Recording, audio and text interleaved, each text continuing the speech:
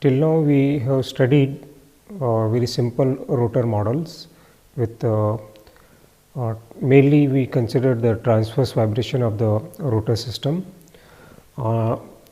Even we incorporated some complexity in some cases in the bearing in the form of various spring and dampers, and even we considered complexity of the gyroscopic couple onto the rotor.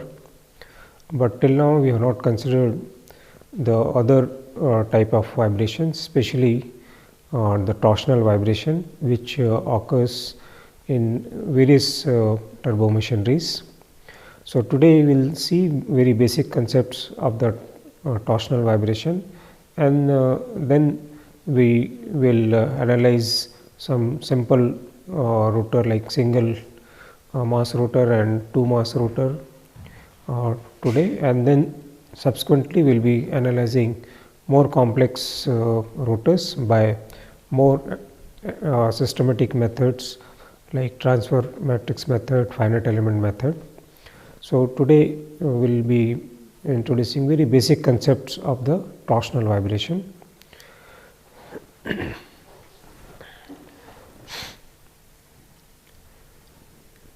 So this is the overview of the lecture, in which I will be introducing torsional vibration of single and two disc rotor system, or even if these discs are connected by stepped shaft, then how the torsional vibrations will be analyzed, we will try to see. We will do some kind of equivalent shaft system, and then we will analyze this particular system. The basic concept which we will be covering is torsional vibration, torsional natural frequencies and mode shapes.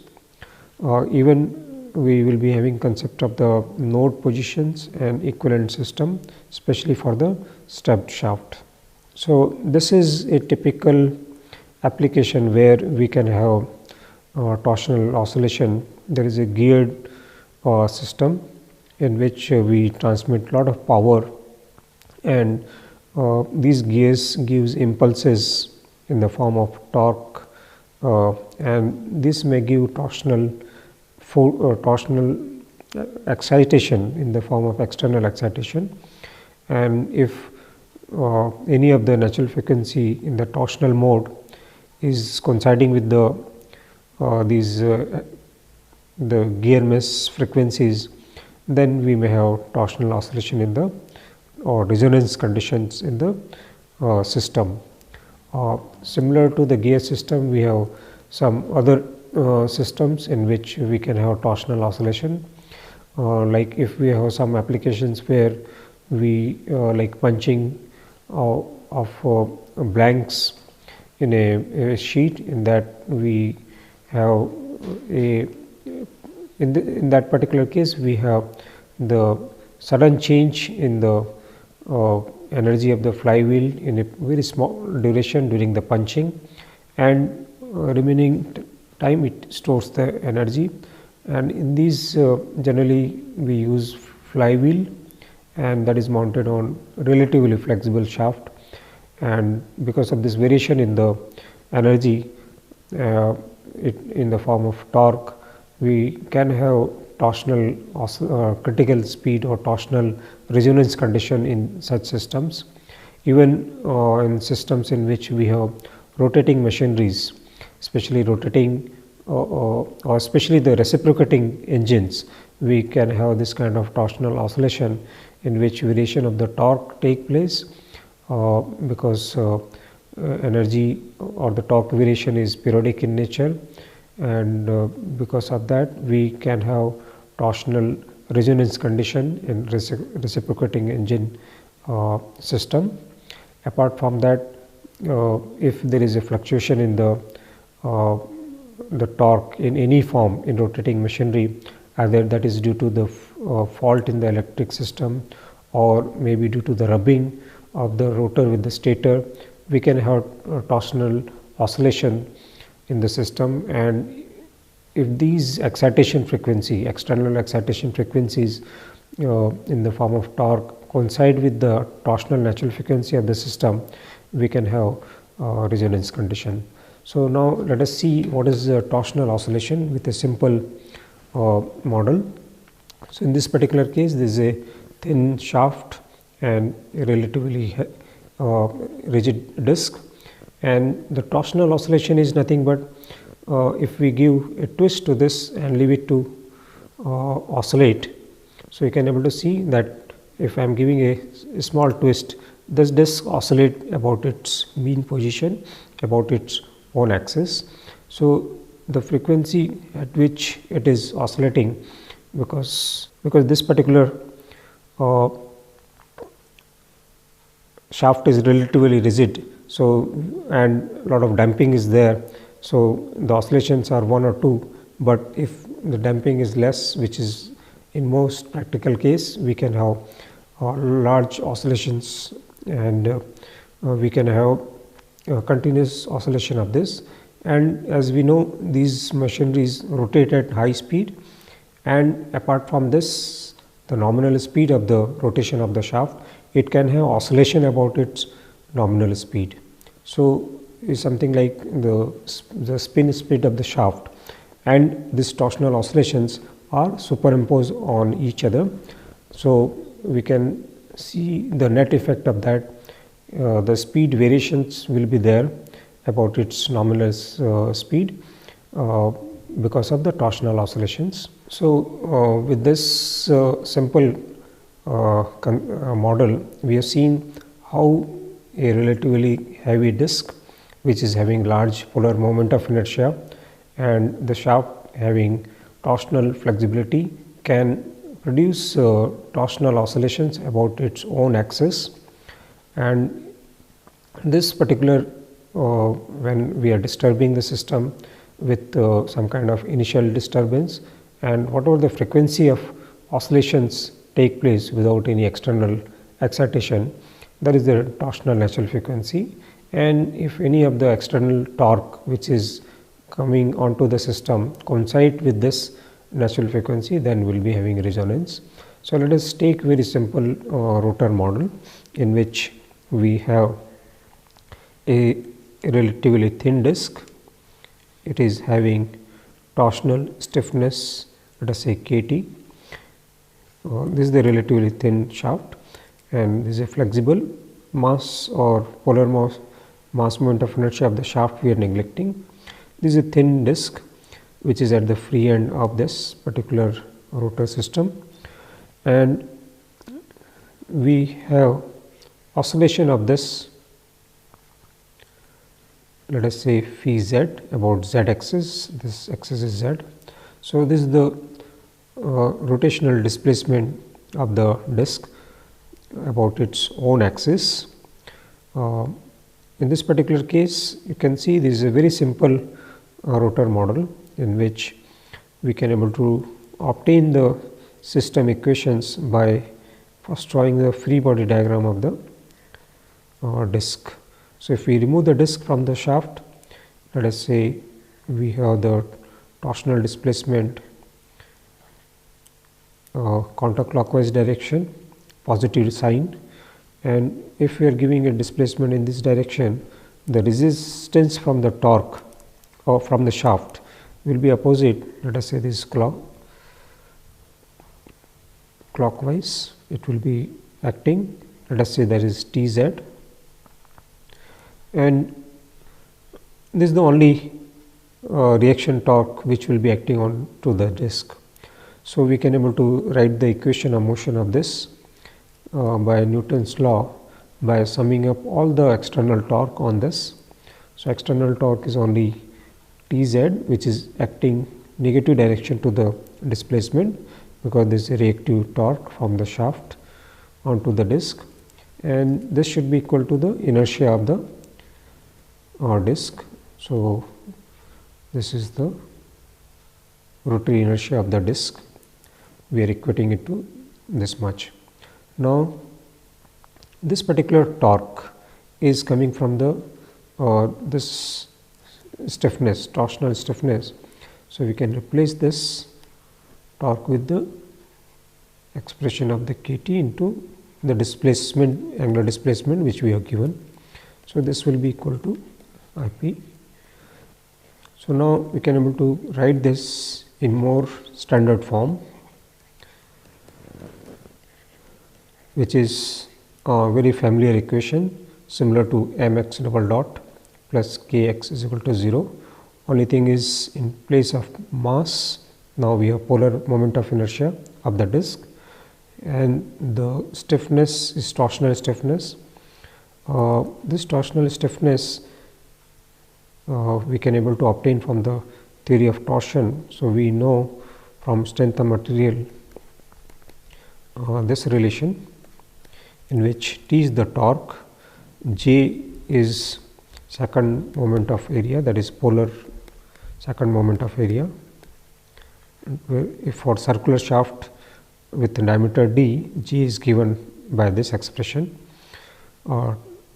G is the modulus of rigidity, theta, or we can able to replace this theta by, let us say, phi z, angular displacement, and L is the length of the shaft. So length of the shaft is L. So this torsional stiffness is nothing but torque divided by the angular displacement, similar to the force divided by linear displacement. So because here motion is in angular displacement, so we have torque divided by this is the torsional stiffness. From this expression we can able to see, we can able to write this as G J by L. So this particular torsional stiffness is given by this, and which is depend upon the length of the shaft or diameter of the shaft or dimensions of the shaft and the material property. And from this is very clear from the previous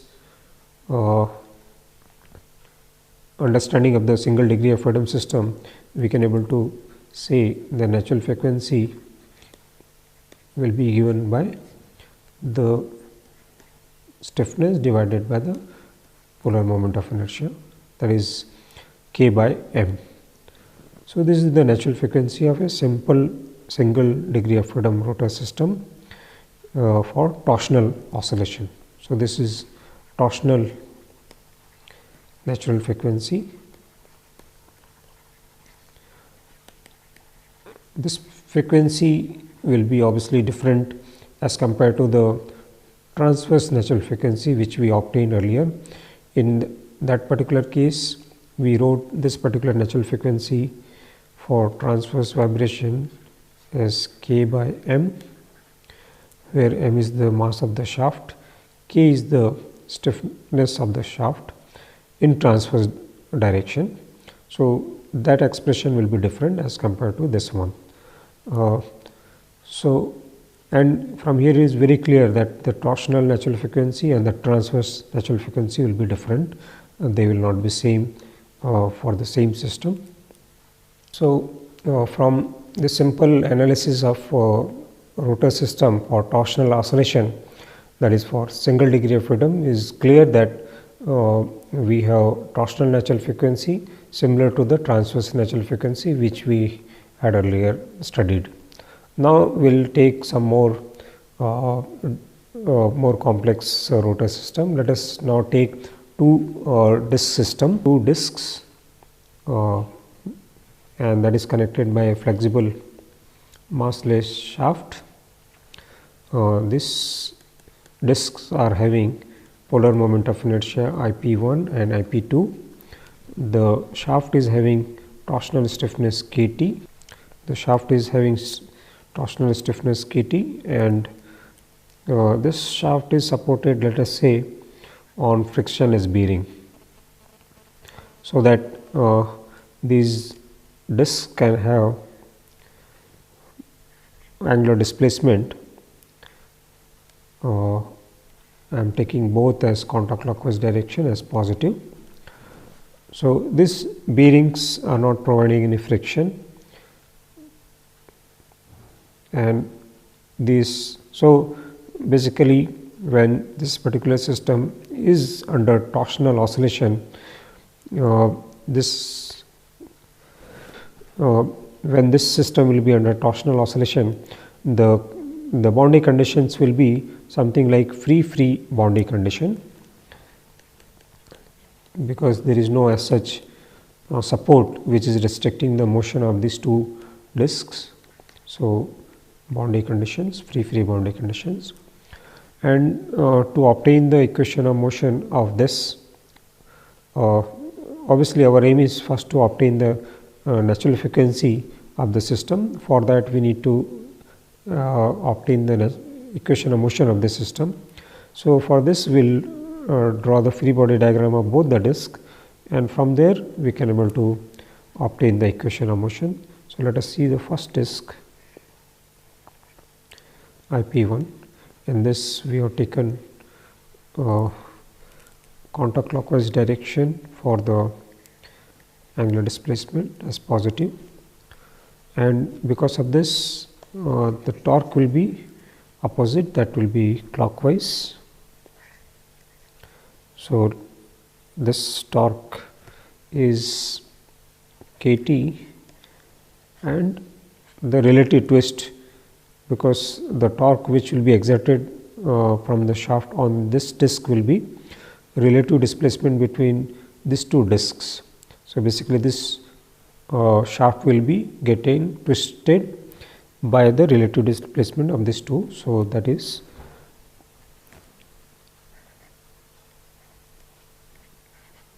this one 1 minus 2. So, this is the free body diagram of the disc 1. Similarly, we can able to draw the free body diagram of disc 2. In this we are taking the angular displacement as obviously counterclockwise direction, because this particular torque, which is reaction torque from the shaft, this particular torque will be acting here, that will be same, because this is the torque which is transmitting from the shaft, but it will be acting opposite to that. That means, if we have a free body diagram of the shaft, so obviously this torque will produce a reaction here. So, this is in the clockwise direction. So, here we will be having torque, same torque, but opposite to that, and here again we will be having opposite to this one, and the torque here will be opposite to this. That means, it will be, this is clockwise, so that will be counterclockwise, and the value will be same, this one.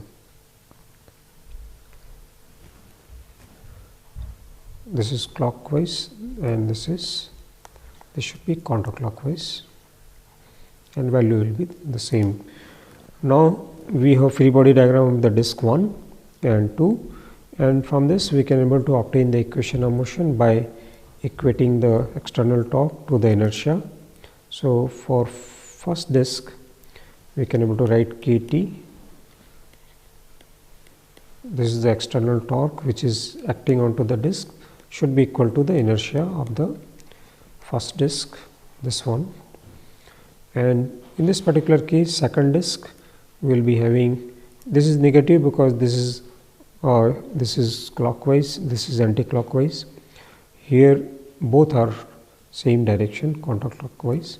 So, we will be having kT phi z1 minus phi z2 is equal to IP2 phi double dot z2. So, these are the two equation of motion which we can able to write in more standard form. In the next slide we can write.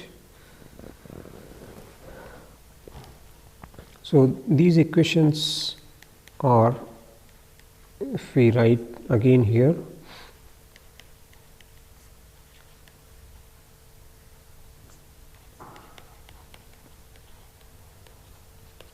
this is the first equation, second equation is kT only, kT1 is not there, phi z2 minus this is kT only, same, only single shaft is there. So, these are the two equation of motion of the this particular system in which we have two discs connected by a flexible shaft, and there is no as such support which is giving a torque, external torque to the system. So these two equations we can able to now write in matrix form that will be convenient to handle. So I am writing them in a matrix form. So here we will be having IP1 0 0, IP2 plus this is stiffness terms.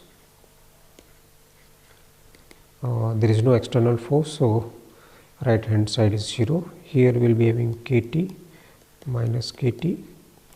So this you can able to see, this is the, if we expand this matrices, we can get back these two equations, and okay, so we can able to write this is in more standard form like a matrix M, mass matrix, and angular displacement, there is acceleration, plus stiffness matrix and angular displacement vector is equal to 0. Now we can able to choose the angular displacement, which is function of time, as a amplitude part of the displacement, and the harmonic part. Omega nf is the natural frequency of the system, torsional natural frequency of the system, and this is the amplitude and phase informations will be here. The form of this amplitude will be for both the discs like this. Now we can able to take derivative of this once more, double derivative. So we will get minus omega nf square phi Ej omega nft. Now this assumes solutions, and its derivative we can able to put in the equation of motion. So we will get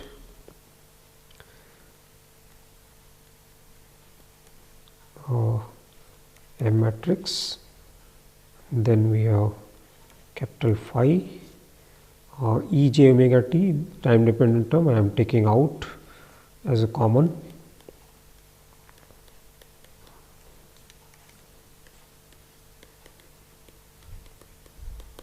So because we can able to, because this cannot be 0, so we need to eliminate this. Here also we can able to see, we can able to simplify this as k minus omega square nf m, then phi vector we can able to take common, is equal to 0. So this is a typical homogeneous equation or eigenvalue problem. One of the solution of this is that this particular displacements are 0. That means both the discs are having 0 displacement. So we are not interested in that, in which basically we are talking about the system when system is not vibrating. So to have non-trivial solution of this, obviously we need to take the determinant of this to be 0, and that will, this particular matrix now I am writing as a determinant. So we had KT minus IP1 omega nf. So this is first term of these two, minus KT and then KT IP2 omega nf. So this particular determinant is the summation of these two. So when we take a determinant of this, we will get a polynomial in terms of omega nf square, that is the natural frequency of the system which we want to obtain. So we will get after simplifying the determinant, this term IP1 plus IP2 omega nf square kt is equal to 0. So, here we can able to see that omega nf square is common. So, if we can take out that also, so we will be having 1 IP1 IP2 omega nf square IP1 plus IP2 kt is equal to 0. So, from here this last equation is clear that one of the natural frequency is becoming 0 and the terms within the bracket also we need to equate it to 0 independently. So, from there we will get another natural frequency. So, we are getting two natural frequency, one is 0 natural frequency, and from second term within the bracket if we equate we will get this expression for the second natural frequency of the system. So, in this particular case you can see this is 0 natural frequency. This particular natural frequency we will see what is the physical interpretation of this. For that we need to obtain the mode shape of the system. In the mode shape actually is nothing but how the two disks are oscillating with respect to each other relative to each other. So, in this particular case we will see that when the natural frequency is 0, both the disks will be having identical displacements. So, that means both the disks will not be having any relative twist between them, and because of that the shaft will not get twisted. So, we will refer this particular oscillation as rigid body mode, and how to get this, let us see how we can able to get this particular mode shape. So, if we go back to the equation, this equation, so as we know these are two equations. So, I am writing this in the expanded form again for the clarity. So, we have kt minus kt, this is stiffness matrix minus natural frequency IP1, IP2, and outside we have displacement amplitude, complex displacement amplitudes, this. So, now if we take first equation, let us say, that is kt minus omega nf IP1 into this displacement, first term, then minus kt phi z2. So, I have taken the first equation of this whole matrices. So, if we put one of the natural frequency which we obtained, let us say first natural frequency in this particular expression, we will see that this term will vanish and we will left with kt phi z1 minus kt phi z2 is equal to 0, and this gives us that when the system is oscillating at 0 frequency, their displacement must be equal, and we can able to now make out when both the disks are having same displacement, the shaft will not be having any twist, and so we call this as rigid body mode.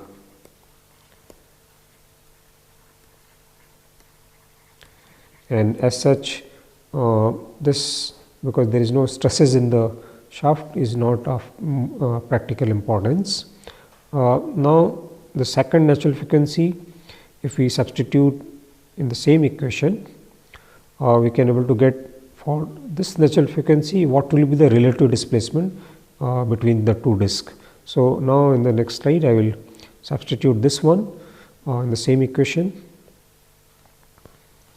So, we have kT minus omega square is kT IP1 plus IP2 divided by IP1 IP2. So, this is this expression plus into IP1 and whole is multiplied by phi Z1, and the previous expression is this one minus kT phi Z2 is equal to 0. And if we simplify this expression,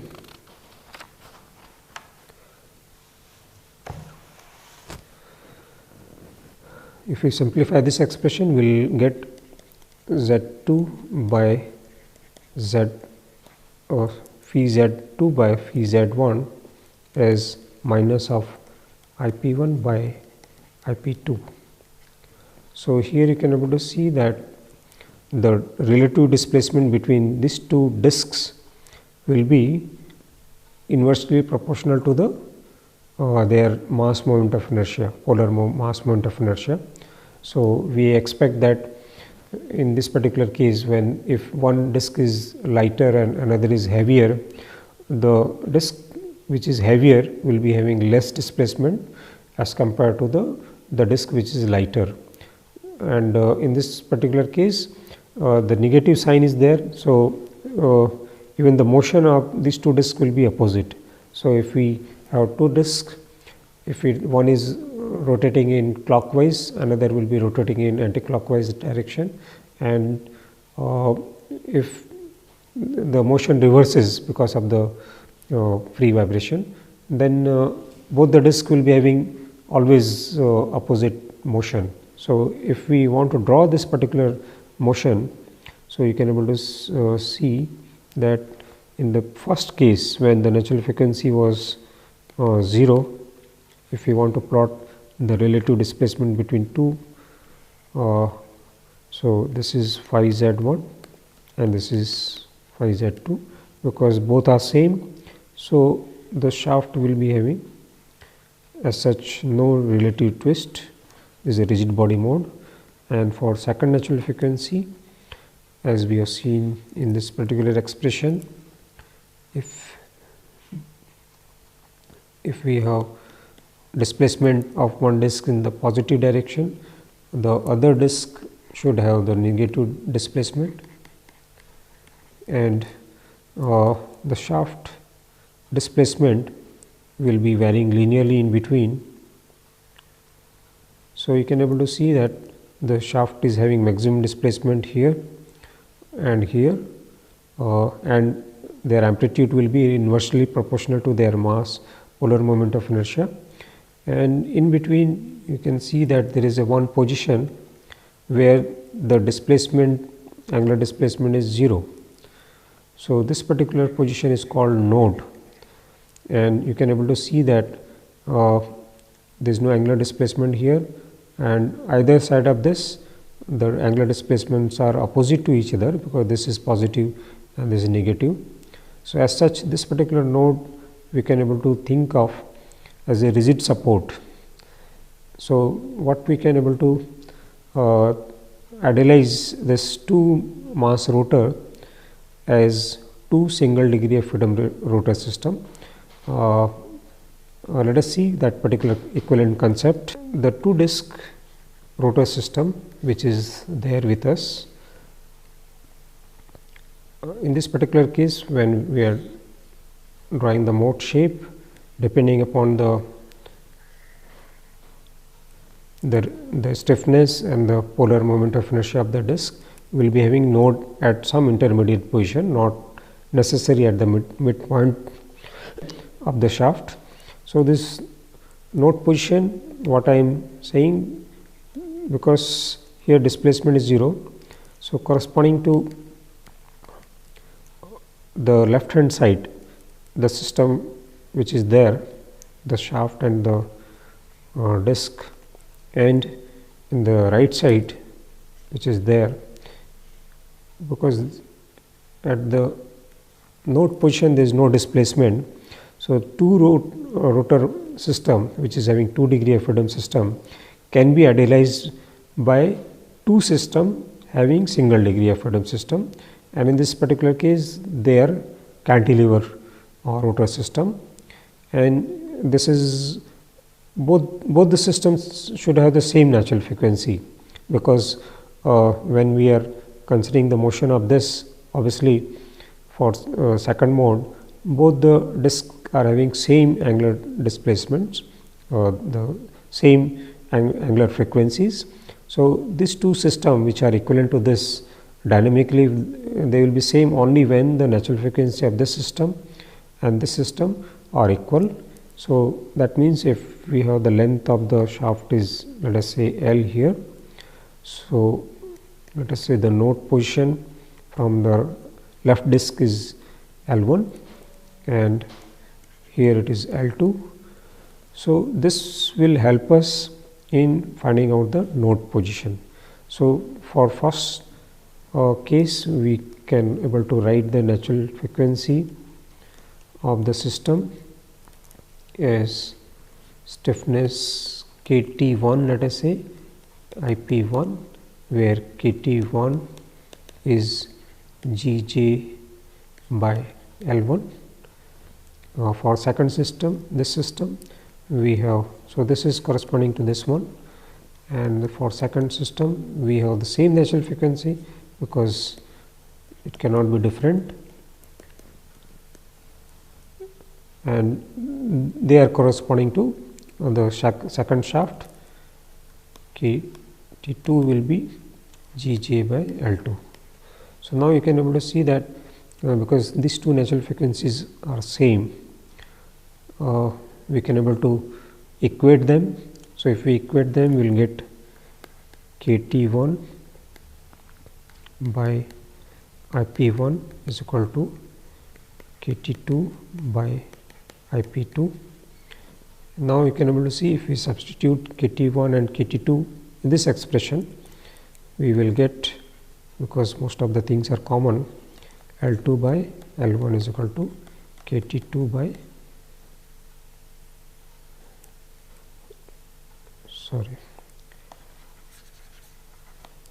IP1. I am repeating this. So, when we substitute IP1, KT1 and KT2 from these expressions, we will be getting GJ L1 IP1 is equal to GJ L2 IP2. So, this will give us, because we have some terms common, they will get cancelled. So, we will be having L2 by L1 as IP1 by IP2. So, you can able to see that the node position will be inversely proportional to the mass moment of inertia. This is one of the expression, and we know second expression that total length is L1 plus L2. So, we have two equations for obtaining the L1 and L2. We can able to solve these two equations to get the L1 and L2. If we solve it, we can able to get the node position. So, if we solve this, we will get this as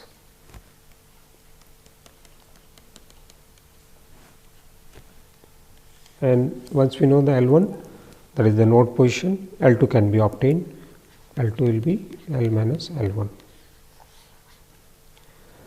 So, with this procedure we can able to get the node position, which is very important, because here even the angular displacement is not taking place, but stresses will be maximum, because either side of the node we have angular displacement opposite to each other. So, maximum stresses will be more here. So, we considered two disk system. In this particular case, we consider the shaft which was connecting these two disks were uniform.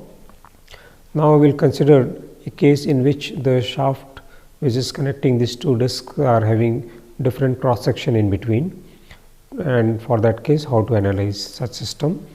So, in this particular case we have one disc and second disc, and that is connected by shaft having different dimensions in between, like this. So, this is IP1, this is IP2, length of various stubbed shaft or L1, L2, L3, even their diameter are different, D1, D2 or D3. So, if we neglect the mass moment of inertia of the shaft, only if we consider the disc. So, this particular system is in some way is identical to the previous rotor system, in which we had two discs, but connected by a uniform shaft. So, if by some means we can able to convert this particular system to this one, then whatever the analysis we presented earlier will be valid. So, in this particular case, this two system will be equivalent when we have the torsional stiffness of this system and this system same. So, if they are same and polar moment of inertia are same, these two system can be identical. So, if this is the stiffness of the equivalent system, and let us say this is one of the diameter of the original shaft D3.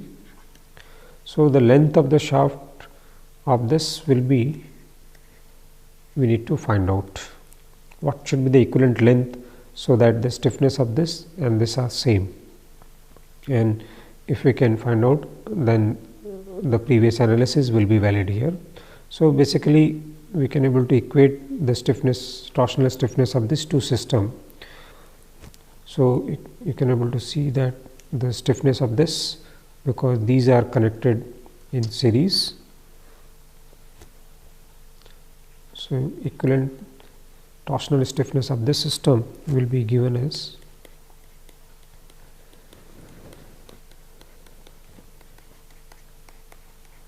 so these are the stiffness of first shaft segment, second shaft segment and third shaft segment. That means because we already know in general KT is given by Gj by L. So, this KT can take value of 1, 2 or 3, depending upon that this J1 and L1 and expressions will come, because J depends upon the diameter. So, if we substitute this, you can able to see that we will be getting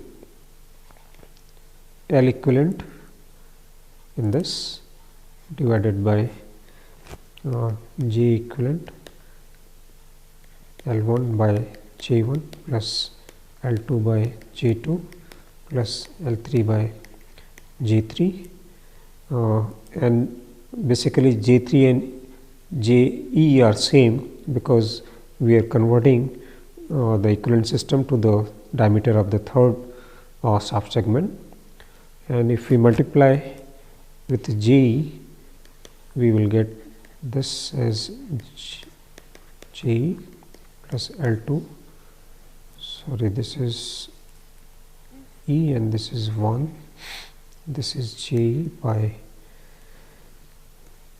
J2 and L3, because J3 and L3 are same.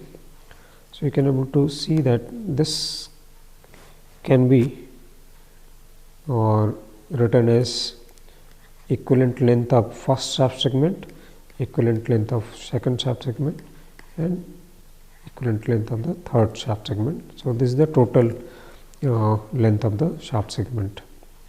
So with this we can able to obtain the equivalent shaft segment length, and now we can able to apply the previous analysis to get the natural frequency of the system, in which we had the 0 natural frequency and 1 flexible mode natural frequency. So all the analysis will be similar to the previous one.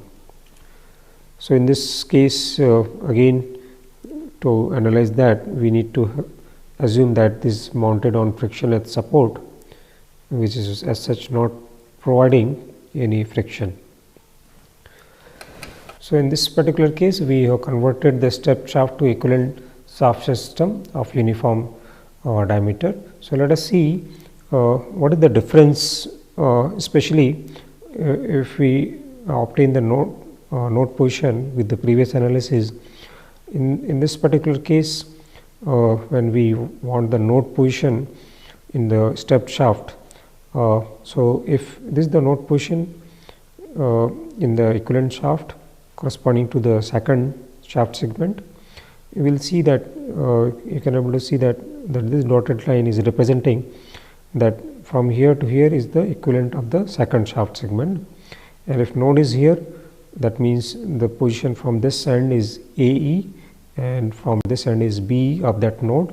So the ratio of this A by B will be same in the original shaft segment, this A and B. So node will be somewhere here, which will be in the same proportion as in the equivalent system. I will summarize. So today we saw a very fundamental aspect of the torsional oscillation, how it takes place in a rotor system, which is itself is rotating and at some nominal speed, but above that there is some variation of the angular displacement, and because of that some small changes in the angular velocity would be taking place. And this particular analysis we have done for single mass rotor system and 2 mass rotor system, and we have seen that for 2 mass system, one of the natural frequency of 0 and another was non-zero, that was flexible mode, and we had the concept of the node position in that 2 disc rotor system where the displacement was 0, but we will see that at that position where the node is there, the stresses will be maximum, because either side of that particular node there will be a relative twist will take place. In the next class we will extend this particular analysis for 3 rotor system, and then we will find that whatever the procedure we are following, especially using the Newton's second law, we are obtaining the governing equations, will be more cumbersome, especially when we have more degree of freedom of the system, and then we will take up some more systematic method like transfer matrix method and finite element method. Now we will see this Campbell diagram in more clear picture. So you can able to see that we have drawn the same plot, and in this there are 4 lines, the solid lines you can able to see. So first one is this one, second is this one, third is this dotted line, third is another dotted line, and at one particular speed, if we let us say want to see intersections are these are the natural frequencies, these are corresponding to the forward fault, these are corresponding to the backward fault. Regarding the critical speed, this line is the omega equal to nu line, and intersection of this will give the first critical speed is here. This line is not intersecting the second line, so there is no critical speed corresponding to this. Similarly, if we draw another line, omega is equal to minus nu, this intersect at here, this is first backward critical speed and this is the second backward critical speed. So you can able to see that we got 3 critical speed, 1 forward and 2 backward, but another forward was absent.